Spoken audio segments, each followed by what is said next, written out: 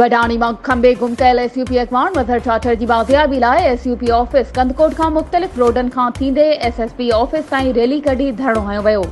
Rally में वॾे तादाद में कारकुननि शिरकत कई। रैली की अॻवानी मरकज़ी चेयरमैन सैयद ज़ैन शाह, रोशन बुरड़ो, दिलमुराद दाहानी, फज़ल सिंधी, नूर खान सब्ज़ोई, छुटो जखरानी ऐं ॿियनि जी अॻवानी में रैली कढी वई।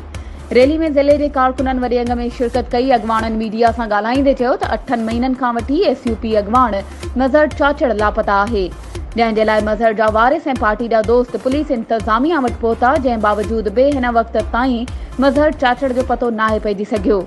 अगर मज़हर ते को केस आहे या हू को ॾोही आहे त हुनखे कोर्ट में पेश कयो वञे। जेसी ताईं मज़हर चाचड़ डॉक्टर फतेह मोहम्मद खोसो, माजिद ओगाही समेत खंबे गुम कयल कारकुननि खे बाज़ियाब करायो वञे, जेसी ताईं कारकुन बाज़ियाब न थींदा तेसी ताईं जिदोजहद जारी रहंदी।